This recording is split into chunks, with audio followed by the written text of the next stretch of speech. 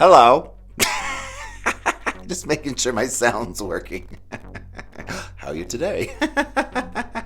I am super well. I wanted to show you this. Check it out. I am doing a little quilt that I'm excited about. It's going to be fun. New artistic adventures. So that's fun. But what I wanted to talk about today is the fact that my love is a rainbow. Right? And all colors, sizes, and shapes are welcome under this big tent, right? Team Dale's a really big tent. And the only thing that you need for admission is to arrive with your humanity and say that you're willing to work to make this world a better place, right? Because ultimately, that's what we're trying to do here. That's what Team Dale is all about. One of the greatest lessons that I learned through writing my 3 books was the message. And again, I can't share with you enough how this process of writing these books was so transformative for me. I didn't know I could channel before then. And why do I say that I channel? Why do I say that I've channeled my books as opposed to write my books, right? Because time and time again, information was coming out onto the screen and onto the page was things I didn't know. And you're like, you know, that move? But that's where I discovered it. And, you know, it all started from the genesis of this entire thing, the genesis of like this whole thing that I'm doing right now, this, you know, big tent of love, started with the Quilting Cowboy. And if you hadn't had a chance to watch me be stupid over there, I do have a YouTube channel, youtube.com/quiltingcowboy, where you can see my tips and tutorials for sewing and things like that over there. But that was me laying the groundwork of learning how to do this, right? What I'm doing here, which is setting up a classroom and just doing this, right? And while I may not be teaching quilting anymore, I feel like I'm teaching something that's far bigger than that. While making my contacts for the past few weeks, I started January 3rd, I think was the first day I started doing my 10 contacts a day. Trust me, I haven't been perfect on it. There have been days I've been too overwhelmed, and that's just me being honest. But again, I've committed to the process of that and seeing that through, not to the results, committing to the process. As I go through and reach out to more and more and more people, because it's additive, right? It's abundance. It continues to grow and flower, right? It's the energy of spirit and abundance. But as I go through that process and talk to more and more people, I'm becoming more and more aware of just how kind of broken we are right now. A lot of people, you know, I think, God, the whole world's just been feeling like it's been turned upside down. You know, everything from the political environment and, you know, to the pandemic, to financial insecurity that we're all feeling, to how fast technology is moving right now. Like, there's just like all of the tectonic plates that we're standing on are all moving and shifting, and it feels very uncertain, right? And that can be really scary. It's a very scary place to be if you're trying to do it alone, right? On your own. And I've been coming across a few people in my contacts that have been feeling the fear of being alone throughout this transitioning process. It's been very touching to have some of those conversations with people who are feeling really broken, really lost. You know, one guy I just happened to reach out on Facebook and just said, "How you doing?" Like, simple question. And he was like, his response was, "Really?" ? I was like, "Yeah." How you doing? and he was like, you're just checking on me? And I'm like, yeah, I mean, how are things? How are you doing? And he was like, I can't believe that you would just check on me. And I'm like, oh, wow. This is an individual who's really just been alone. And I feel like so many of us feel like that often. Like there's just nobody there. And that's in part the life that we live now, which has been exacerbated by COVID, that we have digital connections, not real ones anymore, right? And so I am inspired to continue to make those contacts because I'm finding people in my friends lists who need me to check on them. And the blessings that I receive from that make my day. And yeah, it's scary sometimes to put yourself out there, to pick up the phone and to reach out first.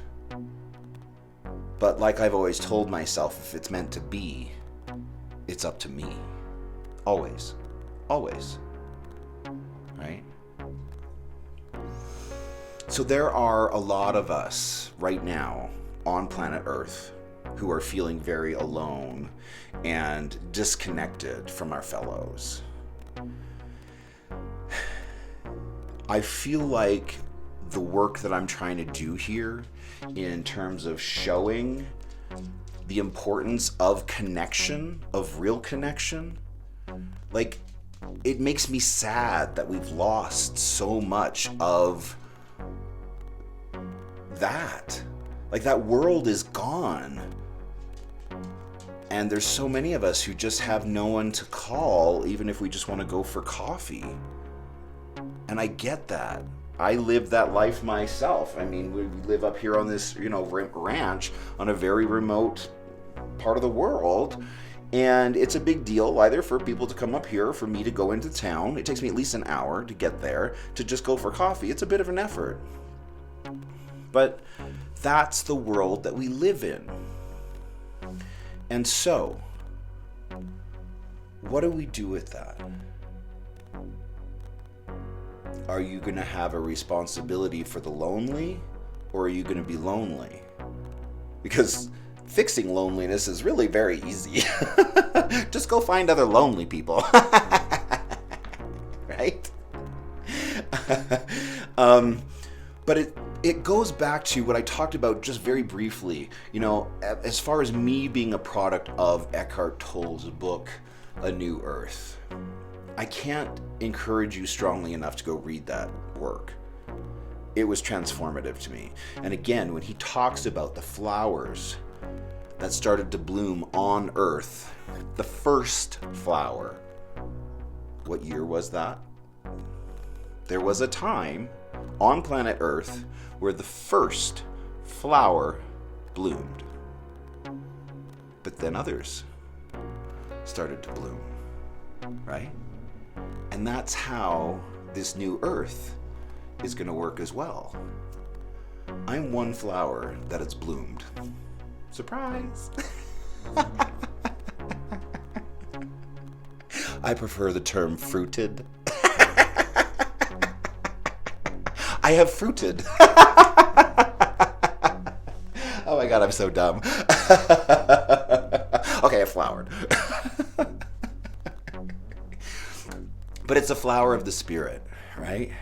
And it is a calling. It's not just, a personal awakening, a moving away from ego-driven conversations and situations of good and bad and right and wrong, right? It's dropping the consciousness out of the mind, which is where the ego lives, down into the heart. You know when someone's speaking to you from a heartfelt place. But here's the trick.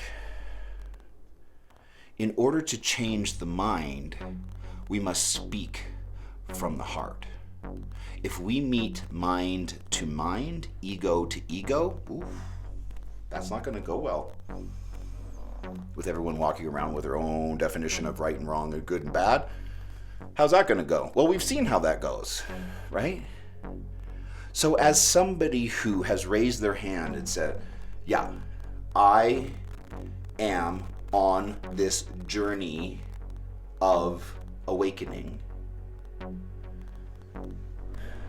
what can I do to bring along another flower, another 4 flowers, an entire hillside of flowers, because that's what I'm doing here. I may not be able to reach everyone, but I can reach some. I know I have, because I talk to them. And it's so beautiful and, often sad. Because people are struggling, right? And they're looking for answers and they're looking for solutions. And I hope that I can be here in a creative and fun way to deliver this message. But yeah, I am someone who is on that journey. And as me raising my hand, that I have a responsibility here to bring you along. Right? That we can all journey on this together to create that new earth that assesses things by, is it loving? Not is it good or bad or right or wrong. We've seen where that gets us. It gets us nowhere. It's so dumb. And it's time to evolve past that. So, if you have the opportunity, please go read Eckhart Tolle's A New Earth in order to understand what is the ego, what is the purpose of the ego, right? In my book, Jack discovers these different lenses in which he can view the world from, right? And each one is its own level of consciousness. And as he goes through the story and discovers these new ways of viewing the world, that's one of the first ones that he learns, right? When are we in our head? When are we in our ego? When are we in our heart consciousness? Because when we're there, suddenly we're in the big tent. The big tent of humanity that welcomes everyone so long as you're not participating in bigotry and hate towards your fellow humans. That's the only rule. That's the only rule. You may not do that anymore. You may not. You may not. You may not belong to organizations, institutions that seek to harm others with bigotry. Love said no. Love said no. But what do we do when we have those friends and family members, whomever, who language that they love and care about us, while also participating in that level of bigotry and hate? What do we do with that? It's tricky. It's really tricky. And each of us has to decide for ourselves where that boundary is. I'm in here modeling for you a new way of responding to that. You've probably not heard the hard line in the sand that I draw for people who belong to bigoted organizations and the definitions that I subscribe to bigoted organizations. What is that? I absolutely consider the Catholic group a hate group. The Catholic Church is a hate group, in my opinion, because of what they have on their website, which refuses to see my humanity and refuses to call my sacred and holy marriage what it is. Shame on them. Shame on them. Mormon Church too. You people are not good people. You're not. And it's time that we started calling this out. It's gotta end. Why do I say that? Let's just look at the last big fight, racism. It's not like the Mormons and the Catholics are out there leading the way on what's right for humanity. They're the ones at the back of the bus dragging their feet. The Mormon Church didn't even let black people have admission to their churches until the 70s. That happened in my lifetime. That's horrifying. You people are not leading the way on love. Show me the receipts. That's all I'm asking. Change my mind. Show me that there is love in the Mormon church when they speak so hatefully about my family and deny me access to membership, or to people like me, we can't get married in their temples. That's their rules. I'm just calling it out. I'm calling a thing, honey. Right? Because let me tell you, what we're doing here, in a way, and I know it's weird to language it this way, but I haven't come up with another way to describe it so succinctly. I would like to weaponize empathy. You're like, what? I mean, they've weaponized their religions. Do you think we could weaponize empathy and love and have like glitter bombs of love going off everywhere, right? Because sometimes love said yes, but honey, sometimes love said no. And there are tools and there are weapons that we as empathetic people and loving people can use that doesn't get into the gutter, that's still clean, that's free of ego, that still lives within the heart center, to take it all down. Because trust me, I would love nothing better if my books got banned. That would make me so happy. I'd be like, yes, I am doing my job. I have challenged them to the point where they see it as a threat. Because I'm not playing here. I am done. I am done. I am done. I don't know if you can tell. But it's time for the bigotry to come down. So again, what do we do with our family members, our loved ones? Oh, it's so painful. And for all of you queer people or peoples of other minority groups, or even women, who don't feel seen, who feel threatened by institutionalized bigotry, like the misogyny in Christianity and Mormonism is shocking. Like, shocking. Do you need me to research that for you too? I'd be happy to. It's shocking. It's like my brother's ceremony with his wife, his wedding ceremony was so steeped in just that the wife is second to the husband and the husband is the man of the household and she's only there to support him. And it was just like, ugh, really? There's a density there that doesn't lift women up, right? Again, if you think otherwise, show me the receipts, and not in name only. We're done with that. Show me the receipts of the changes, right?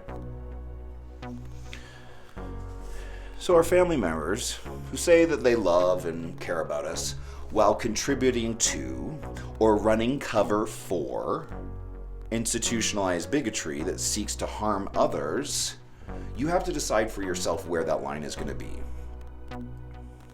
For me, and again, what I'm modeling here is you may not participate in my life so long as you're contributing to harm against my family. I don't think that's unreasonable. There are other people who are really like, oh, what do you mean? Like, you can still be, involved with the Catholic or Mormon church and still be, on Team Dale? Nope. Sorry. In life, there are choices you have to make on which side you're going to be on. And when it comes down to it and you're at the end of your life, what side of history were you on? Are your grandkids proud of you? How you stood up? Or did you go with the flow and demand more of the status quo? Because it's all there. The hate, the bigotry, the judgment. It's on their own websites. So you have to decide for yourself where your boundary is, right? And you can do that from a loving place. You can. I don't know that I always succeed at it, but my relatives know I'm super clear. You're not coming on my property if you belong to a group that marginalizes other humans. Period. The end. So, if you're unclear what to do in your life, May I suggest just one thing? What is the energy signature of those you are dealing with? That's something we're going to be working on a lot. Because again, like I started getting to, clarity of the mind is one of your greatest weapons in dealing with conflict, confrontation, bigotry, hate. Because you have to set within yourself who you are and what you're made of. Again, it goes back to the core values video. What are your core values? Do you know them? Have you prescribed those to your life in a clear manner? Or have you joined some group that says, well, these are the rules, and then you swallow that and you don't feel good, and you don't know why? Our core values are not something to be subscribed by others. Spirituality, for me, is a journey for one. And anytime it gets into group, that's a red flag for me. My spiritual path is not going to be, nor should it, look anything like yours. Because what's written on my soul and who I am and what Creator intended with this craziness is unique to me.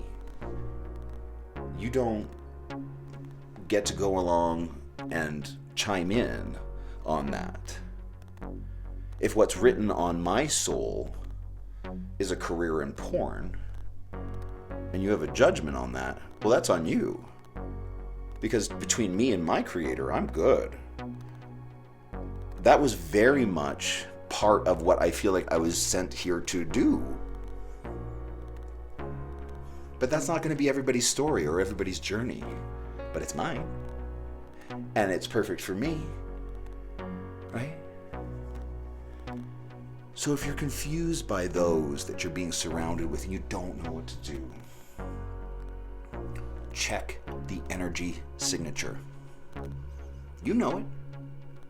Don't tell yourself you don't. You do. You know what people are all about who are in your life. You know when you feel lifted up versus those who'll push you down. You know. I'd make a list. Just draw a line on the middle of the page. People who lift me up, people who don't. Get really clear. But then the second part of that is, what do you want to do with that? What do you want to do with the people who push you down? Because I know it's not always easy to just walk away. Especially as queer people, we have so little family in our life. We have so few who are on Team Dale or whatever your gig is. I get it. And it's tough. It's really tough. And we get hurt because especially our families are supposed to be the ones who are supposed to be there for us, and when they're not, it's devastating. My life changed when I sent out the wedding invitations for my first marriage. Again, like I told you, John is my second husband. Oops. But marriage is also a skill, you know, and it's something that you get better at with time. And I didn't know when I was getting married to my first husband what I really needed in a spouse. I didn't know, because I hadn't been in a ton of relationships before, because I was so busy traveling the world and performing and, you know, just doing all that. I didn't do a lot of relationships that were long-term relationships because I was just always on the road, right? But when I, God, this is tough. When I was letting people know that my first husband and I were getting married, you know, the reactions were really different. Of course, my sister and, you know, were really excited. My mother said, well, at least your father died when he did. Meaning that he could be spared from witnessing this. I told you what my brother said. That as the man of the household, it was his responsibility to rip the wheat from the chaff. Because I always thought they would be there for me for the big stuff. Like, I had been kidding myself. I knew how homophobic they were. I knew how Christian and just dogmatic they were. But I was still kidding myself. So when that last brick fell, and I couldn't kid myself anymore that these people weren't on my side, that they were never going to be on my side, I just feel like there was a part of me that was altered in the way that I viewed the world. That was permanently altered when I realized that those people, they're not on my side, that they will always choose their faith and their religion over me. They won't be there for me on my big days. They won't be. They can't allow themselves to be there and celebrate for me. Right? And when I got married the second time, my mother and my brother came to the wedding, which I give them big props for, because here's the thing. We can't keep people where they were. We have to allow them growth. So, my mother and my brother came to my second wedding with John. But here's the thing, is that I really wanted them all there. I really wanted them all there. And so I paid for plane tickets for them. And my brother made me return the plane tickets for his kids, citing that a gay marriage wasn't really any place for children, that they shouldn't know about love in that way. And at each and every opportunity that I've had to create memories with my brother's children, he's denied me that every time. Like the time that I spent weeks making his son a quilt that I really wanted to give him for Christmas, and he said that he'd be there in 15 minutes before they were supposed to show up. Yet again, as always, they cancel. Because that's life as a queer person. I'm denied whole relationships, whether it's with my grandparents or my niece and nephew. People make those decisions for me, and I can't do anything about that. So, what do I do with that? Right? How do I decide to move forward from that? Because you have to. You have to create a life for yourself. So, I look at the energy signature of this individual. And without sullying my soul, I look at them with clarity, because that's the only purpose of the mind. To decide, make decisions, right? It's the microchip processor. Run amok. If it's not kept in check, right? But it has a job. It has a real role of assessing things. That's what the mind does. And so I look at these people, I look at my brother and I look at my mom, and I say, okay, they've come a long way from my first marriage when they were like, absolutely not. You are a terrible person. You are filthy and disgusting. So that's growth. Oh, tiny claps. So evolved.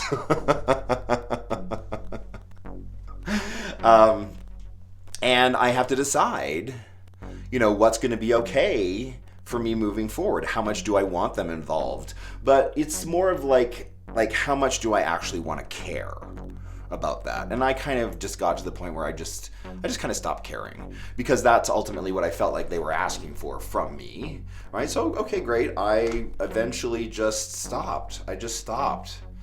It can't be a relationship for one, right? And if there's nothing meeting me halfway, well, then I need to step away for that, because I always need to take care of myself, right? I always need to be centered in self, because I am responsible for my mindset. So, we look at the person and assess who and what they are. On what level are they functioning from? I look at it like some people on the evolutionary spectrum are just in second grade. And that's fine. We don't get mad at second graders for being in second grade. That's just where they are, right? And again, I'm not making a judgment call on them or having a judgment that they shouldn't be in second grade. But I'm really clear when it comes to the love spectrum as far as like how much they have to offer. Ooh, it's down here, honey. And so I make that assessment, not judgment, of where they are evolutionarily speaking. And if they're in second grade, that's fine. I let them be in second grade, and I can't take that personally, because they have the right to their own specific path, as do I.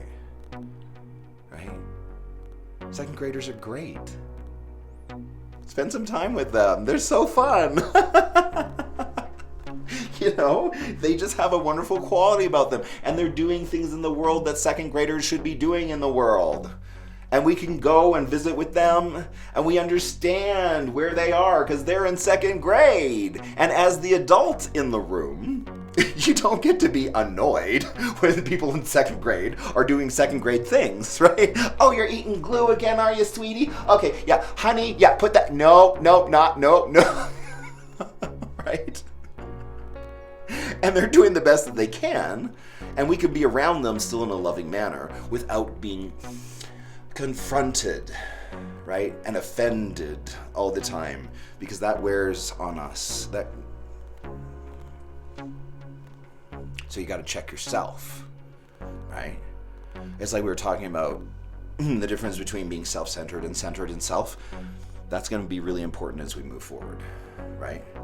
As we assess those around us and decide from a conscious place where to put those people and how to react.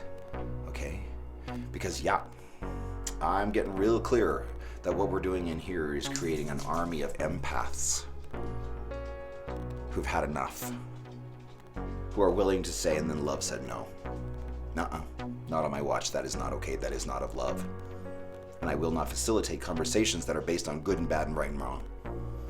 I certainly will not facilitate conversations where my humanity is negotiated, as it often is in religious circles.